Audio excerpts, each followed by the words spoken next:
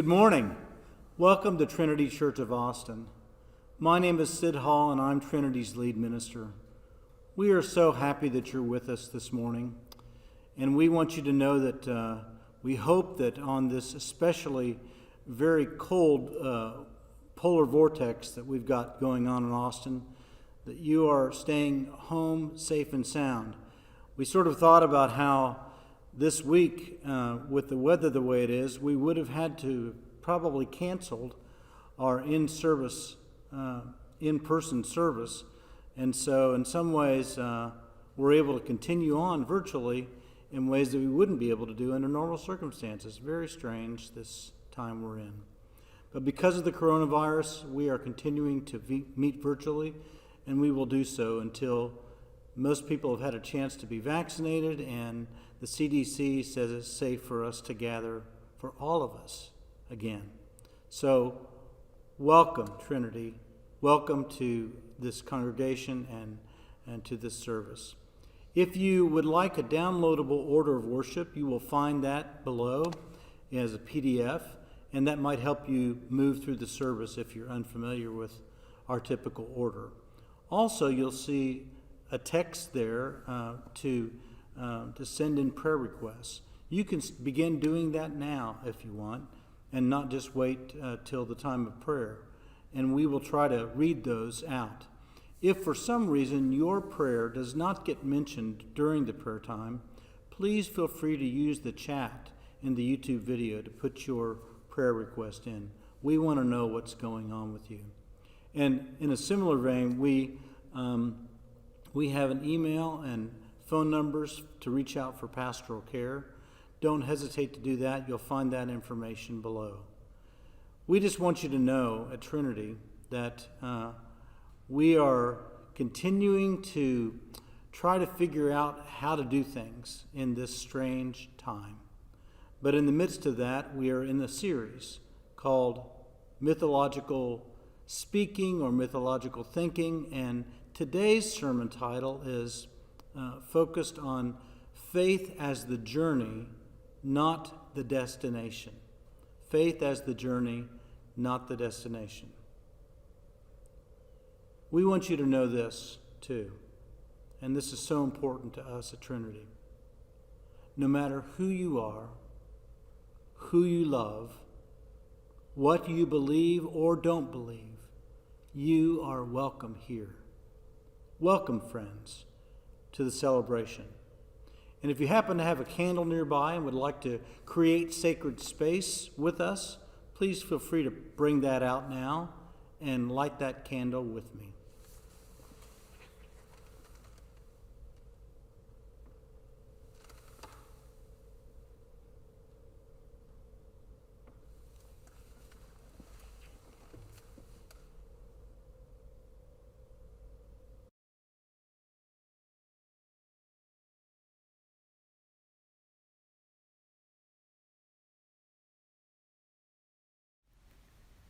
An Indigenous Australian proverb states, "We are all visitors to this time, this place. We are just passing through. Our purpose here is to observe, to learn to grow, to love, and then we return home." Today we draw from the spiritual energies of the Southern Hemisphere. We draw from the idea of the journey, the walkabout, from the Indigenous people of Australia. The term Aboriginal Australians refers to the people who are members of the several hundred Indigenous peoples of Australia. The category Aboriginal Australia was coined by the British after they began colonizing Australia in 1788. The term was used to refer collectively to all the people they found already inhabiting the continent, and later to the descendants of any of those people. Before the British colonization of Australia, there existed several hundred groupings of Indigenous peoples of Australia with their own defined territory. Within each region or country, people lived in clan groups, extended families defined by various forms of Australian Indigenous kinship. Inter-clan contact was frequent, as was inter-country communication, but there were strict protocols around this contact. The Australian Indigenous languages before colonisation consisted of over 300 languages belonging to an estimated 28 language families. Today, the most significant single language group of Australian Indigenous people live in the area around Uluru, named Ayers Rock by the settlers, and south into South Australia. The second largest Indigenous distinct community lives in and around Alice Springs in the Northern Territory. Another Indigenous Australian proverb states, "Traveller, there are no paths. Paths are made by walking."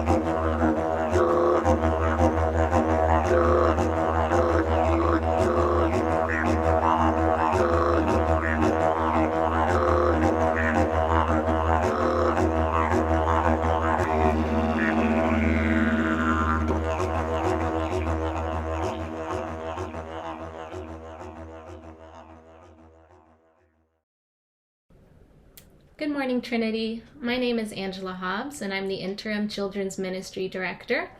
Today we'll be reading a book called In My Heart, a book of feelings by Joe Wittek, special for Valentine's Day. My heart is full of feelings, big feelings and small feelings, loud feelings and quiet feelings, quick feelings and slow feelings. My heart is like a house with all these feelings living inside.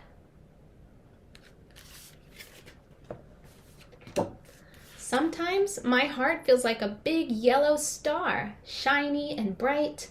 I smile from ear to ear and twirl around so fast, I feel as if I could take off into the sky. This is when my heart is happy.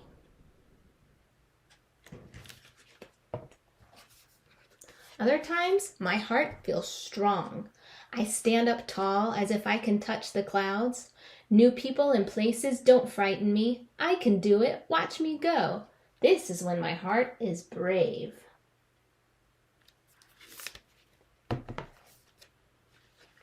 When I get really angry, my heart feels as if it's going to explode. Don't come near me. My heart is yelling, hot and loud. This is when my heart is mad.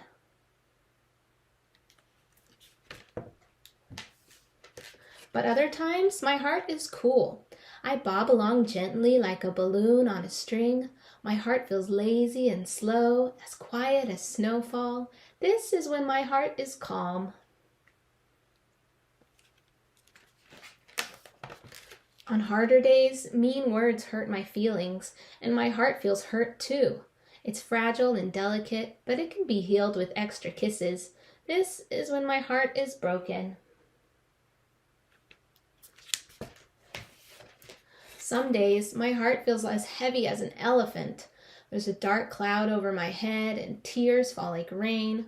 This is when my heart is sad.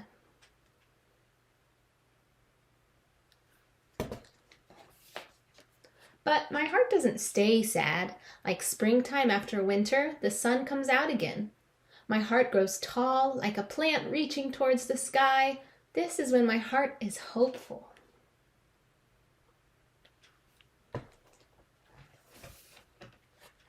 Eek! When I see something scary, my heart beats fast. I feel cold as if I'm chilly. A chilly breeze has crawled up my neck, and I run away as fast as I can. This is when my heart is afraid.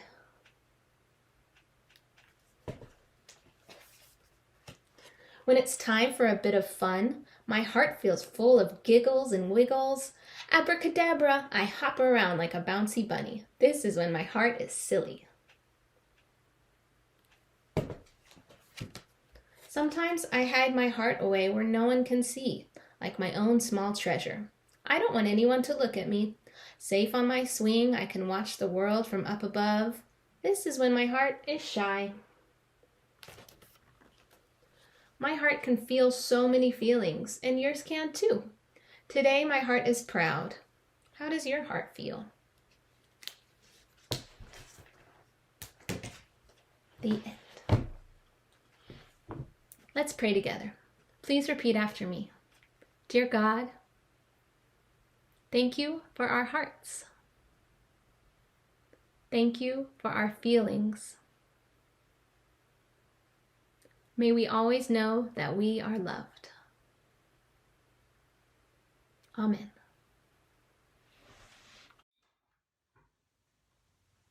Hi, I'm Tim Brace, music director here at Trinity Church of Austin. I've been part of this community for about 11 years.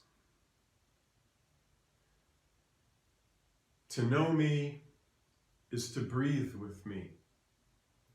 To breathe with me is to listen deeply. To listen deeply is to connect. It's the sound of deep calling to deep. Dadiri, the deep inner spring inside us all. We call on it, and it calls on us. Today, I'd like to introduce you to a meditative tradition from the indigenous communities in Australia. And this tradition is called Dadiri, which roughly means to listen deeply. This is usually done outside. It's 28 degrees outside right now, so I'm wimping out on doing this in my backyard. But I am surrounded by a few plants, and this is best done in a natural setting.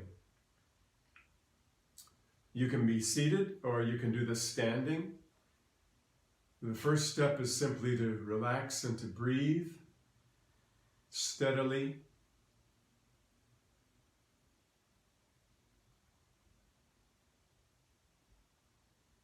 And keep your eyes open and look around you for a plant or hear some water that's running if there's a spring nearby. And what you want to do is to pay attention to those living things around you that have a rhythm that is slower and quieter than what your day might normally be. And so we want to take this exercise outside sometime when you get a chance to. It can just be in a backyard or in a park, some beautiful place, if you have this kind of place available to you. And while you're there, you want to be quiet and notice what's around you and listen to any sounds you hear. And wait.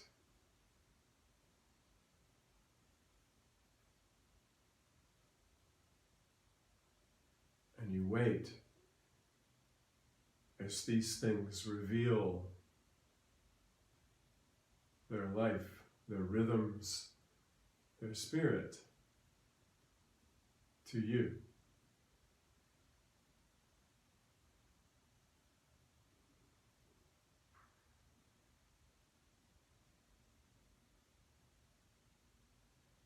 Dadiri is about listening, about staying awake, about being still,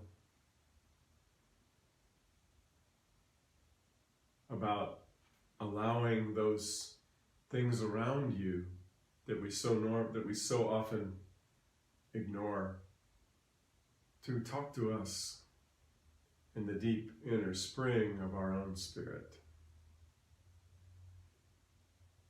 Thank you for your time.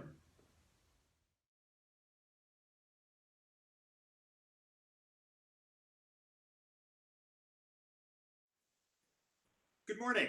I'm Mark Moore. I'm the Associate Minister at Trinity, and this is the time that we hear your prayers. The prayers of our community have always been an important part of our worship at Trinity, and whether we're sitting in the big circle in the sanctuary or sitting in our living rooms at home, the circle of love and care is unbroken. In these next few minutes, let us voice our prayers in this community. And if you don't text your prayer to be read aloud, or we get to the end of our prayer time, feel free to type your prayer in the YouTube video chat box. I invite you now into a time and an attitude of prayer.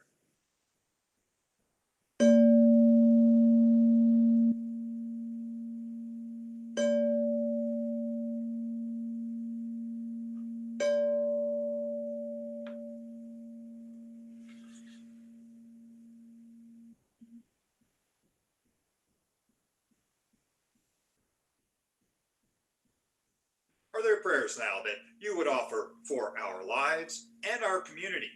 Please text your prayer to 512-766-3123.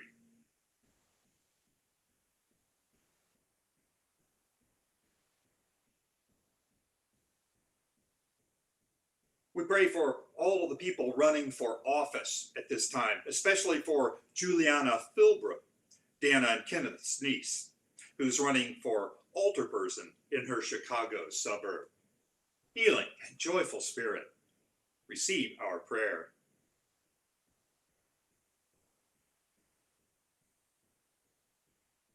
Prayers for healing for a family member who is really struggling with mental health. Healing and joyful spirit, receive our prayer.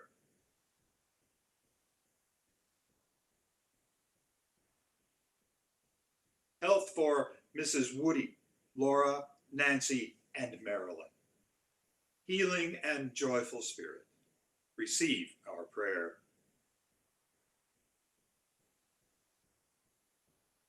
Prayers for all of the tent camps on the border during this frigid weather, including the 300 infants and toddlers in the Matamoros camp. Healing and joyful spirit, receive our prayer.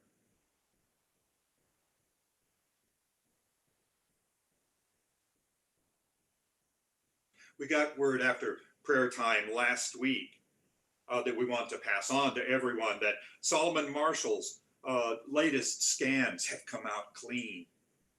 Healing and joyful spirit, receive our prayers.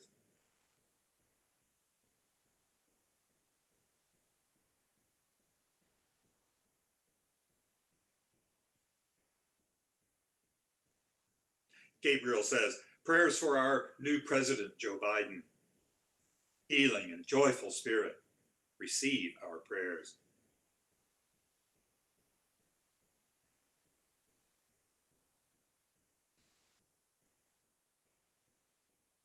Prayers for Dr. Moises Soles and family for the loss of his wife, Betty Solas, in San Antonio. Healing and joyful spirit, receive our prayers.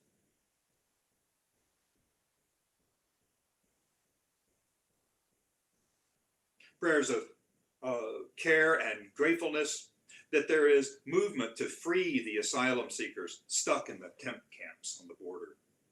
Healing and joyful spirit, receive our prayer.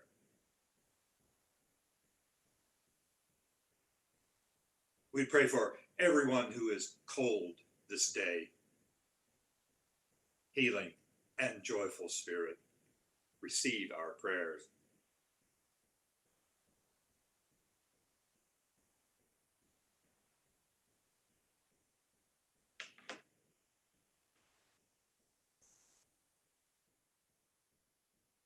Let us hold these prayers and those cradled in the silence of our hearts in a moment of silence.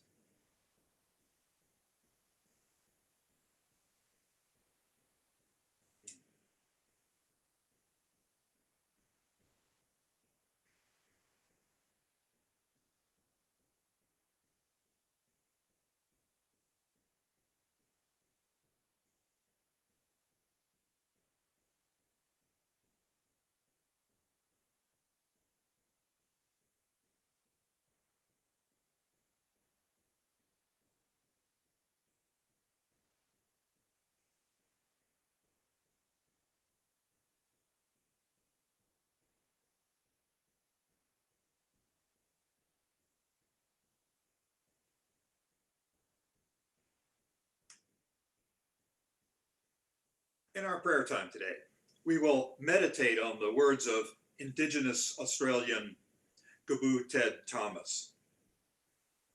At the sunrise ceremony, I meditate and ask the Great Spirit for direction. My hands fill with electricity. I touch you and you feel it too. I heal people this way. My grandmother did that too. I learned all about that when I was a young fellow. We learned to respect the elders who hand on the law. The elders guard the law, and the law guards the people. This is the law that comes from the mountain. The mountain teaches the dreaming. May it be so.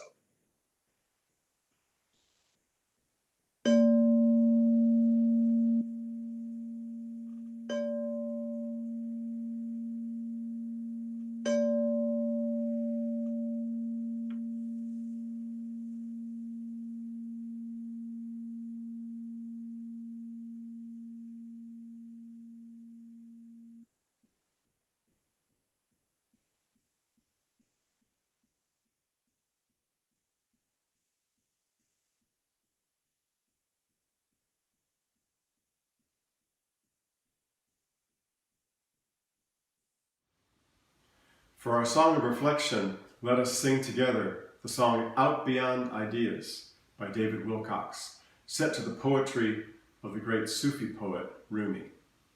Carol Lewis is going to lead us in a body prayer for the chorus of the song, which says, "Out beyond ideas of wrongdoing and right doing, there is a field.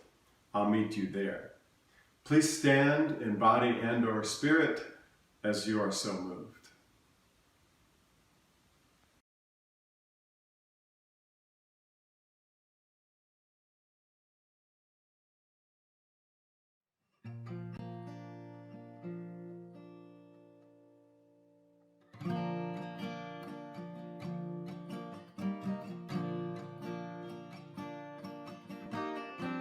Out beyond ideas of wrongdoing and right doing, there's a field, I'll meet you there. Out beyond ideas of wrongdoing and right doing, there is a field, I'll meet you there. When the soul lies down in the grass, the world is too full to talk about. Ideas and language, even the phrase each other, doesn't make any sense. out beyond ideas of wrongdoing and right doing. There is a field, I'll meet you there. Out beyond ideas of wrongdoing and right doing, there is a field, I'll meet you there.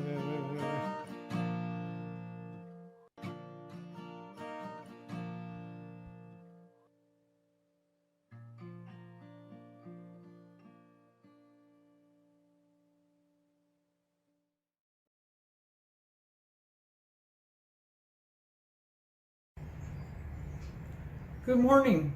My name is Sharon Starrett, and I have been a member of Trinity for 13 years, and I'm going to read from Job chapter 40, verses 1 through 14 this morning. And God said to Job, "Shall a fault finder contend with the Almighty? Anyone who argues with God must respond." Then Job answered God, "See, I am of small account. What shall I answer you? I lay my hand on my mouth. I have spoken once, and I will not answer. Twice, but will proceed no further." Then God answered Job out of the whirlwind, "Gird up your loins like a human being. I will question you, and you declare to me. Will you even put me in the wrong? Will you condemn me that you may be justified? Have you an arm like God, and can you thunder with a voice like God's? Deck yourself with majesty and dignity. Clothe yourself with glory and splendor. Pour out the overflowings of your anger, and look on all who are proud and humble them. Look on all who are proud and bring them low. Tread down the wicked where they stand. Hide them all in the dust together. Bind their faces in the world below. Then I will also acknowledge you that your own right hand can give you victory." Hi, Trinity. I'm Jonelle Gola. I'm glad to be with you this weekend of love and warmth and ice. I hope everybody is safe and warm. The reading I am going to share with you today comes from Stages of Faith, an introduction to James W. Fowler in the blog post Seeking the Divine Center, Troubling Thoughts and Spiritual Growth by Eric E. Weaver. Fowler's Stage 5, Conjunctive Faith, Midlife Crisis. Paradox, transcendence. This is the nature of the reality reflected to us by the archetypes which constructed the system of faith the person left behind in an earlier stage. A person entering this stage of faith comes to realize that the symbols they stripped of meaning only represented the surface level of meaning. Now they recognize there is a deeper, widely shared ocean of meaning spanning many spiritual and religious systems. Now they are prepared to re-enter a religious, spiritual relationship and to derive numinous illumination from the religious symbols they find meaningful. There is an appreciation of a complex, multidimensional, interrelated system of truth which binds all life. Having demythologized the symbols of their earlier religion, and now seeing something of the truth to which the symbol was pointing them, they are ready to speak with persons of other faith traditions, with the desire to learn something valuable. In a sense, their spiritual cup has been emptied, and now it may be refilled. All spiritual traditions have their intrinsic strengths and weaknesses, and some are better suited to one person or another. The person in this stage of faith may be drawn to a religious tradition differing from their previous tradition, or they may find, having investigated many faiths, a renewed appreciation for their old traditions. They are now able to see partial truths in any religion and are able to select and combine those elemental ideas which are useful in helping to bring about a sense of oneness across numerous religious traditions. But whether they choose a new religion or choose to re-enter their old religion, the faith they choose to observe will be much richer than it ever could have been before.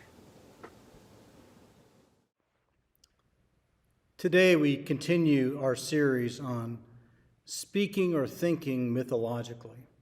We've already talked about the power of myth, the magic of ritual, and today we want to talk about faith as the journey, not the destination. And I think about how at Trinity we are made up of a group of people who have lots of things that are the same and lots different. If you were to ask people in interviews what their individual beliefs were, you'd find all sorts of things. One thing you would find, however, is that they would say they know more about what they don't believe than what they do believe. And they're real clear about what they don't believe because it's often the most popular kinds of views of culture and religion that have been spouted, and often those that have been spouted and done some damage even in their own youth or childhood. And so when people cross over the threshold into our doors, I recognize that they're coming on a journey, a long journey, coming from often places of pain and struggle, and not asking so much, tell me what to believe, but tell me how I can fit in here, even though I may believe differently than you, even though I may have different symbols and images that are important to me than the main ones that are used in worship. That's a tough thing to do. Churches, I think, thrive on having common symbols and images and stories. And while that is somewhat true with us, we recognize that the individual journey, whatever you bring in personally, is essential. And speaking mythologically allows us to work with the power of metaphors, with stories, with different archetypal imprints that underlie all religion, and therefore pull those up in a way that can enhance who we are. I know that when my own children were growing up, I really hoped that they would understand that. I wanted them to have the Christian stories and symbols and ideals as a core value system, a core base. I wanted them to know, for instance, what Jesus was talking about when he told the Good Samaritan story or the prodigal son, what it meant for Jesus to stand up in his own home synagogue and declare that he was there to proclaim release for the captives and recovery of sight for the blind, to set at liberty those who are oppressed. I wanted my children to grasp that important thing. I didn't want them to necessarily believe just as I believe, but I wanted those stories that are core to who we are at Trinity to be a part of their core makeup, their foundational makeup. When my daughter was in college, in art school in Minnesota, my oldest daughter, she had been in high school very interested in pagan and Wiccan spirituality. In fact, when she was young, I gave her a copy of The Mists of Avalon, and it really resonated with her. And she even said to me someday she'd like to go to what was called witch camp. And I looked around and found out where that was here in Austin and called a friend of mine who was a Wiccan priestess. And she said, oh yeah, we have witch camp. And so I sent my daughter there. At the same time, my daughter was going to Sunday school, was hearing the stories that were happening in church. And she heard me talking about the importance of those stories. And by the time she reached high school, she was, her senior year, the president of the youth group. And as the president of the youth group, she gave a senior sermon at Trinity. And she stood up and said, I am Rachel. I don't know if you know me, but my dad is the minister. Of course, everybody knew her. I don't know if you also know this, but I am the president of the youth group, and I'm also a witch. I looked around, and no one blinked. They were all smiling. And I got the sense that they were thinking, oh, this is our lovely Rachel. This is our girl here. And so I was very proud of her for that. But I also was concerned that she learned to see all religion as metaphor and not take any of that literally, whether it was Christian or Wicca or whatever. So in college, back to that story, she called me one day and said, Dad, got to tell you what just happened.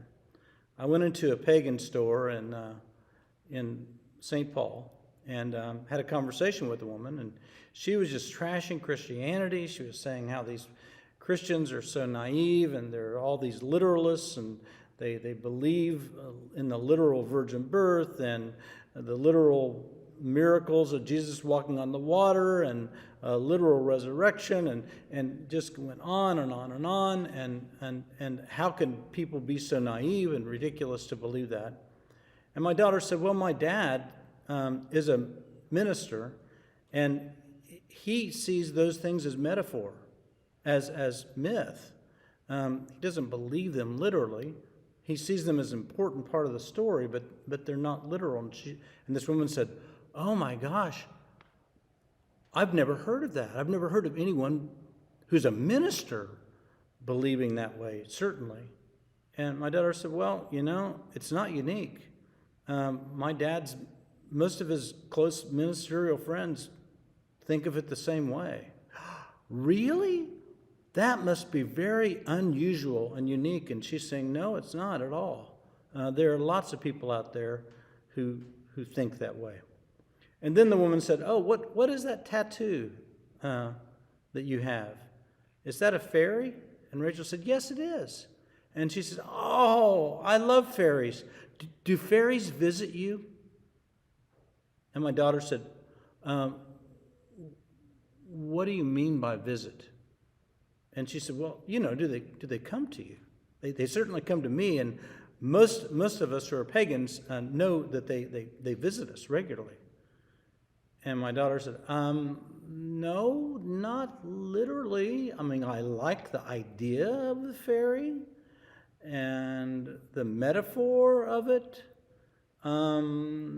It's a metaphor in the same way that you might talk about those other things we were just talking about in Christianity, except that these are the metaphors of paganism and Wicca.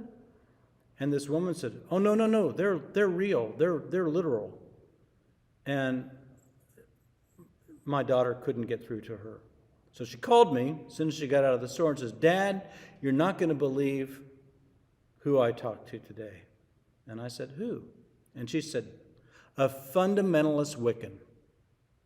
And we had a great laugh and a great conversation. I remember when my kids were at the magnet school at Keeling, middle school, they took a class called Heroes and Monsters.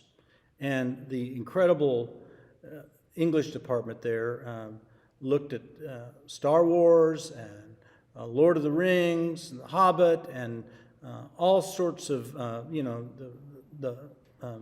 the Lion, Witch, and the Wardrobe. They looked at multiple metaphors as ways of expressing myth and story and the hero's journey. And one of the things that they learned about was Joseph Campbell. And so my daughter's telling me all this stuff and saying, Dad, you're not going to believe what we learned in school. It's so cool. And she starts describing it. And I said, that sounds just like Joseph Campbell. And she said, you've heard of him? I said, yes, I have. Whether you know it or not, you have been raised on that way of thinking. And she says, well, it all sounded very familiar. And I said, yeah. And you don't even have to just limit it to Star Wars or the Lord of the Rings. It can also apply to the Bible and other myths of our nation and even our local area. These are things you can incorporate and make a part of your life to bring meaning and purpose. That conversation was so essential to me because, number one, it confirmed that my kids were getting what I really believed. Number two, it reinforced to me that these ideas should not be kept from children and should not be kept from lay people. That this can be a liberating way to work through our own metaphors and stories, and sometimes even heal those that where those stories have been used to abuse and beat people up. And so when I see Trinity people coming through the door, I think of the great work of James Fowler, who talked about faith as a journey in much the same way that Piaget talked about learning, or that Kohlberg and Erickson also looked at developmental psychology and emotional development and moral development, and how we're all in a movement, and people could get stuck at different places and never move past that. And the part with Fowler that I find interesting in using that same template to talk about faith and spirituality is, I'm not going to go through all of the stages with you right now, but I do encourage you to look that up if you want to know more about it. It's fascinating work. And M. Scott Peck did something similar in his book, A Different Drummer, that not in 6 stages like Fowler, but in 3 stages. But it's very, very similar language, very, very helpful. But Fowler says that the 3rd stage that people go through is what he would call conventional faith. And he says most people in normal churches or synagogues or mosques are in this group. And by the way, of course, that means that this is cross-cultural. It's not just stuck on with Christianity. It can be Hinduism or Buddhism or Wicca or whatever. And so conventional faith is where you essentially adhere to most of the core beliefs of your particular tradition. And you may have some doubts, you may have some thoughts like, I don't know about that, but you rationalize it. You go, well, there are just some things we don't understand, and all things are possible with God, or something like that to sort of go, well, this doesn't quite make sense. How in the world, if the second coming happens, I'm just using that as an example, and we rise up through the sky, well, we know now in a post-Copernican world, in a post-Galilean world, that the sky goes to space. It doesn't go to the heavens. Back in the days when that Zoroastrian theology infiltrated early Judaism and Christianity, there was a belief in a 3-decker universe. We were on the middle plane, heaven was above us, and hell below. And so when you don't believe that anymore, what do you do with physical people rising up into the sky? Where do they go? Well, if you're in conventional faith and you just don't want to test that too much, you say something like, well, there are just some things we're not meant to understand. But we have to trust, since that's the Word of God, that this is true. And then Fowler talks about the 4th stage as the individuative reflective stage. And this for him is the wilderness journey. The people in the conventional faith that begin to say, I don't buy that. And I don't buy this and this and this either. And I don't know what I do believe, but I know it's not this.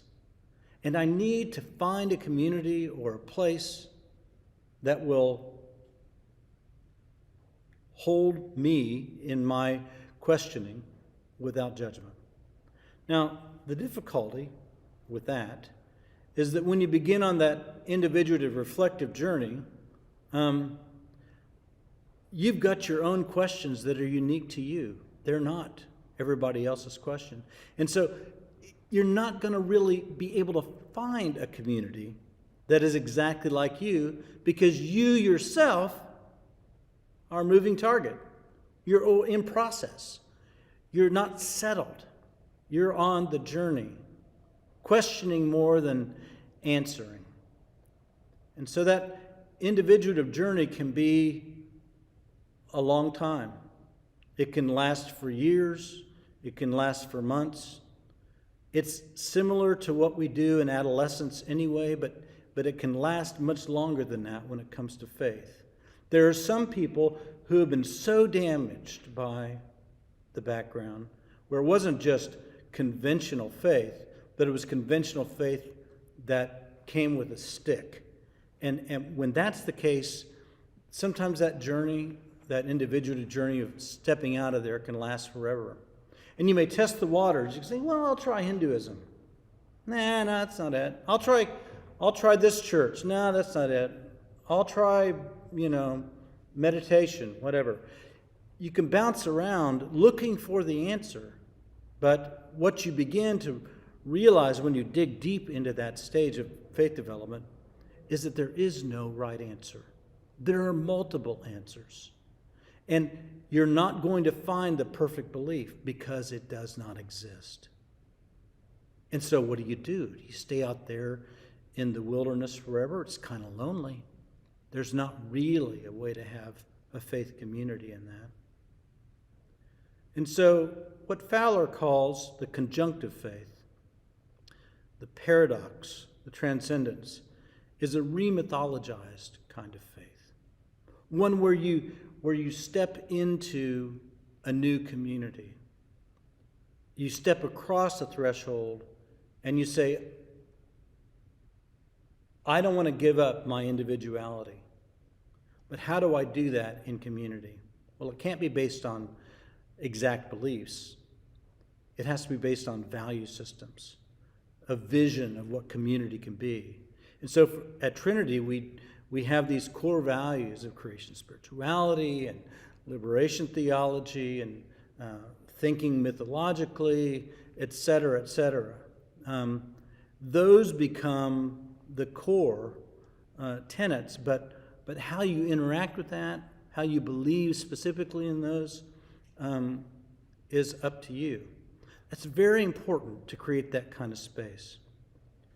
Years ago, I read a book called Mutants from Down Under, and I thought it was really an incredible book about Indigenous Australians and their whole spirituality around walkabouts. Now, I later found out that book was discredited, that some of the things that it described was not accurate, and that the woman who wrote it was taking some amazing liberties that she shouldn't have. However, it sparked within me an interest in that kind of spirituality that is very, very old and has been a part of that indigenous culture in Australia for not just hundreds of years, but thousands of years. And the idea of the walkabout is that essentially when there's a break in your life, when there's a change, when there's a coming of age or a death especially, you rearrange yourself. You are not the same anymore, but you don't know who you are. And so you go out and you quest, a vision quest. You're on a walkabout, and you may come back in a day, or you may come back in 30 years. And there's actual rituals and celebrations around that, and an acceptance of that. We don't do well with the wilderness journey in this culture. It's like, what's wrong with Sid? He seems to be really stuck in this. He's not getting on with it, and he needs to get on with it, don't you think? That's what we say. That's what we do. But this kind of journey of the individuative reflective is so essential, because that's what allows you to get to the next stage of what Fowler calls stage 5, the conjunctive faith, the remythologized faith, and to know how to do that. That's what I see happen when people walk through the door here. They are looking for community, but they're not looking for someone to tell them the answers. They're not looking for someone to fix them, to tell them exactly what to believe. They're looking for a place that provides a container for them to struggle themselves and to keep struggling, but to do it in the context of a safe and sacred community. That's powerful, folks. That means that mythology is core to us because it provides a wide enough garment to cover all of us, no matter where we are on the journey. That's so essential. The passage that we read a little earlier from Job is just about this thing. Israel was at a point in their journey after the Babylonian exile when all the old answers were not working. The old idea that bad things happen to bad people and good things happen to good people, that's what they had bought into. And Job is having bad things happen even though he's a good person. And he's going, this doesn't fit. This doesn't work anymore. So Job is out in the wilderness. And in that wilderness, he is taken up by the whirlwind, which is the divine. And all the demanding questions Job asks of God, God comes back with, oh, that's a good question, Job. Where were you when the universe was born? And so instead of answering Job's questions, God just dishes out more questions. It's like a 40-chapter therapy session where the therapist is saying, Job, I'm not going to give you the answer. It's not up to me to give you the answer. It's up to you to give yourself the answer. But Job says, but I'm not equipped for that. And that's where this passage comes. Job says, I am diminished. I'm a small account. And then God says out of the whirlwind, gird up your loins. You're not diminished.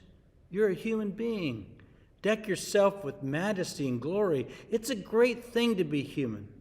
You may not be able to figure out how the universe is constructed or why suffering happens. And there will always still be bad things that happen to good people and good things that happen to bad people. And you won't be able to figure that out, Job. But that doesn't mean you diminish yourself into nothing. You are a gift. And then he says this, pour out the overflowings. If you've got anger, pour it out on those who are doing injustice. You can't answer all the questions of the universe, but you can still make a difference in love and compassion and caring. And then he says, God says, she says, the whirlwind says to Job, then I will also acknowledge to you that your own right hand can give you victory. This is a passage about humanism, about not having the answers, about being on the journey and not the destination. What's powerful, scholars believe, about this passage is that Job was a metaphor himself, never a real human being. He was Israel. He was Israel in their own questioning, their own struggle. And Job is us, too. And so, my friends, give yourself some grace. If you find yourself years and years into the struggle, still on the journey, that's a good thing. And I'm happy that we have a community made up of all sorts of questioning, struggling people that recognize that you can still love, you can still work for justice, even when you can't figure everything out, especially when you can't figure everything out. Amen. Our song of response today is Push the Limits, with lyrics by Charles Stewart, set to a well-known tune by the Welsh musician Roland Pritchard, first published in the mid-19th century. Charles Stewart is an Australian progressive Christian hymn writer who writes new lyrics to existing traditional melodies. He writes that his lyrics, quote, picture humans as being a mixture of failed attempts at discipleship and good and successful intentions. Humans have a divine dimension, the God within, and this is exposed when they act lovingly and responsibly. Faith is not about believing a set of doctrines, but about walking into the mystery of God, unquote. Please stand in body and or spirit and sing with me, Push the Limits.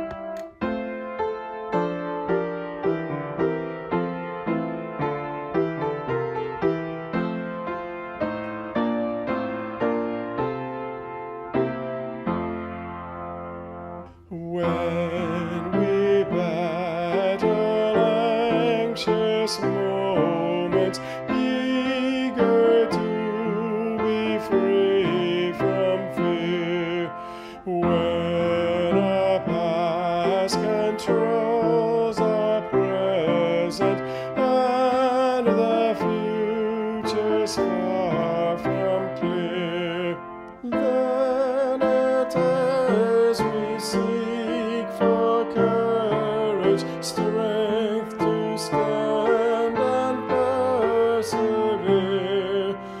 Make clear words of hope and challenge, stir within that we may hear. As we come upon a dogma which prevents inquiry, we will quietly ask the question, is this what faith's meant to be? As we push beyond the limits, not intent on certainty, we are seeking, we are searching for the truth to set us free. Hear the challenge, push the limits, cross the boundaries, question why, brave the edges, risk correction, don't be frightened, don't be shy, sacredness within our being craves the confidence to fly. By our searching, in our struggling, we press on to reach the sky.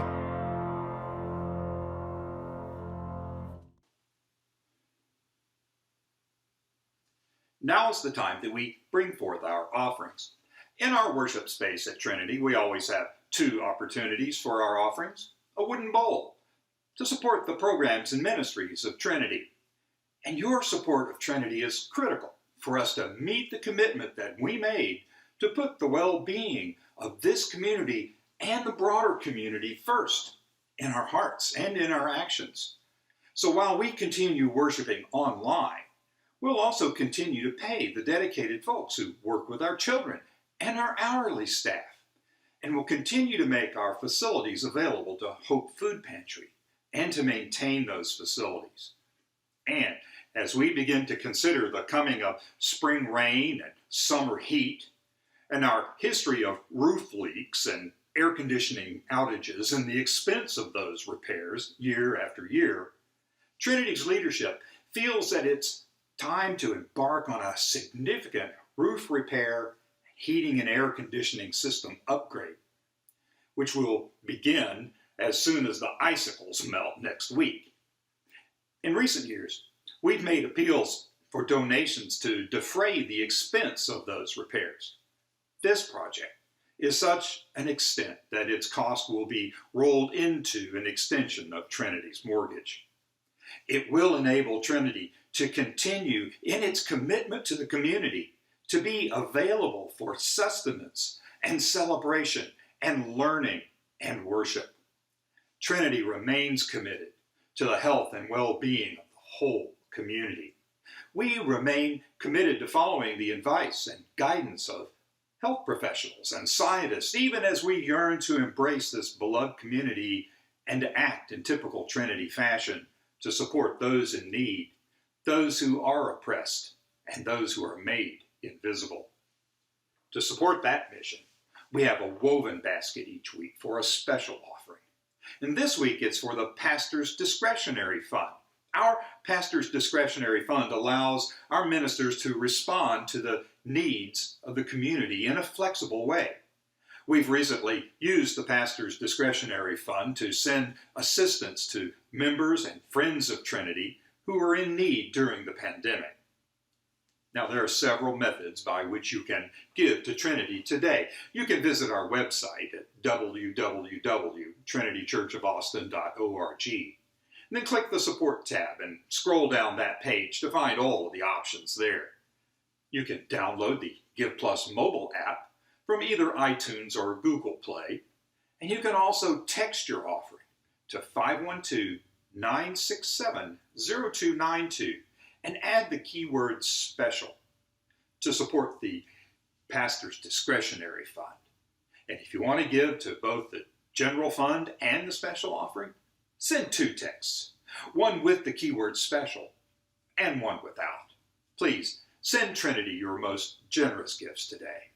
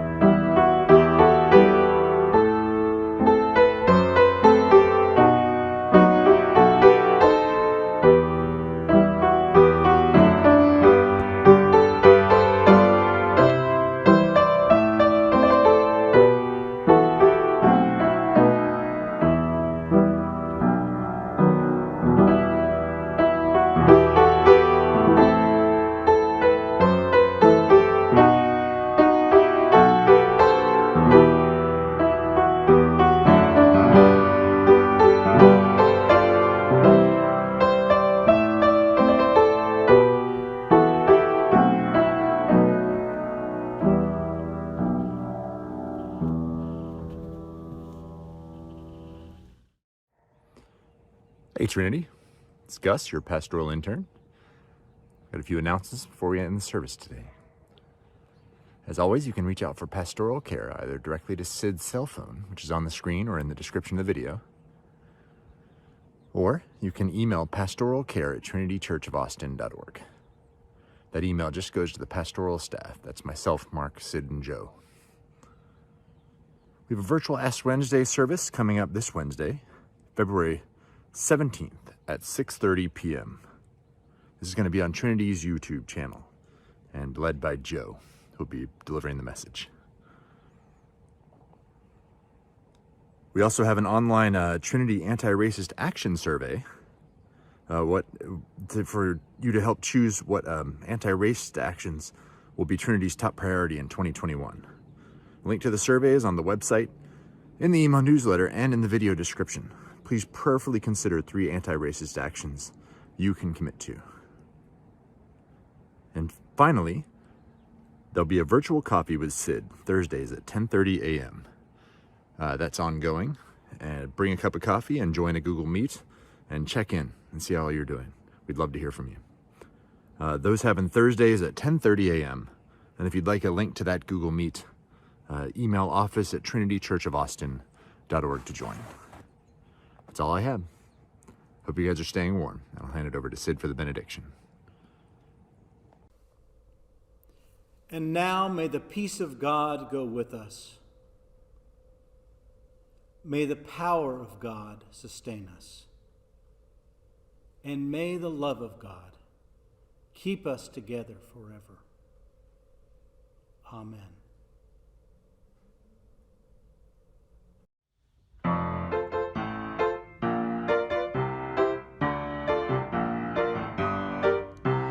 Dance with the Spirit early in the morning, walk with the Spirit throughout the long day. Work and hope for the new life is born, and listen to the Spirit to show you the way. Dance with the Spirit early in the morning, walk with the Spirit throughout the long day. Work and hope for the new life is born, and listen to the Spirit to show you the way. Dance with the Spirit early in the morning, walk with the Spirit throughout the long day. Work and hope for the new life is born, and listen to the Spirit to show you the way.